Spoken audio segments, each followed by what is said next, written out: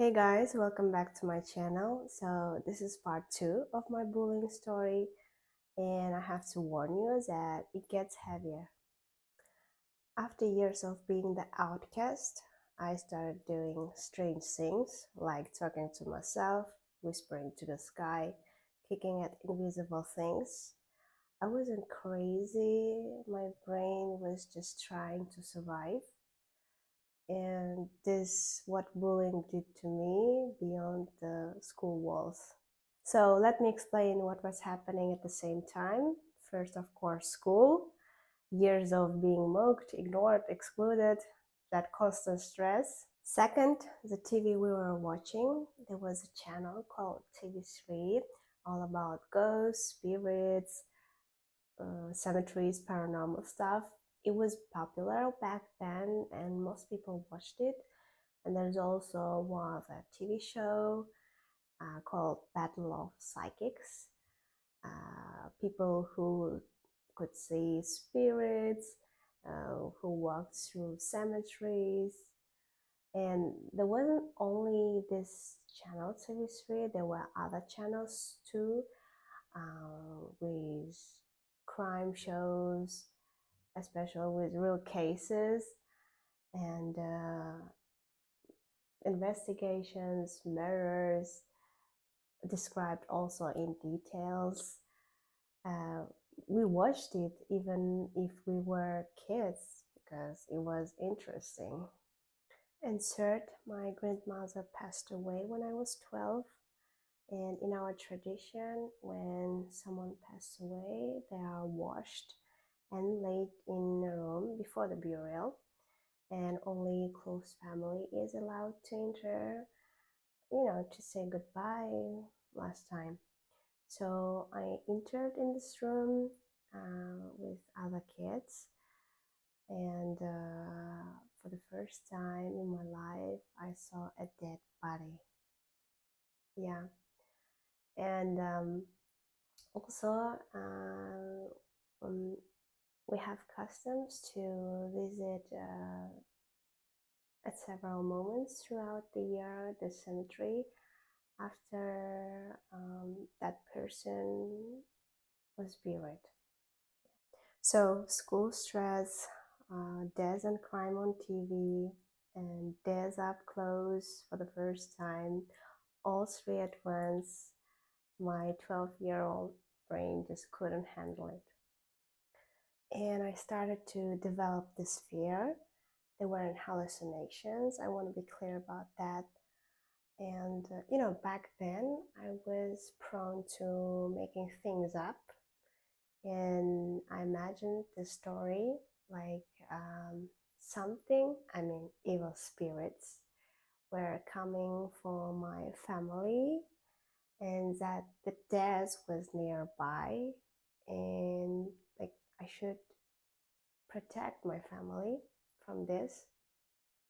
And now I'm realizing that it was a form of OCD. In my 28, I have found out, that this was OCD.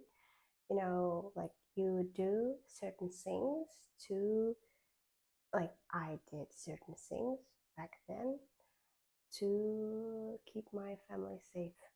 So I started doing things every day, kicking at the air, like I was pushing something evil away from my home. Uh, Even if I was walking outside, if I saw a small stone on the ground, I would kicked it because in my mind I thought if I kicked it, then we would be safe. Whispering at the sky, praying to God, asking Him to protect us. And I did these things every day, everywhere, even at school, even at home, no matter where was I. And my family asked me to stop it because, of course, they were worried about me and they're like, "You're scaring us, please stop it." And even my classmates noticed it. They're like, "Why are you doing that? Are you crazy?" I couldn't explain them back then why I was doing this, because even I didn't know why.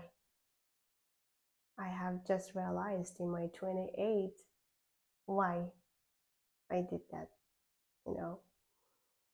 And all this went on for almost 2 years or more.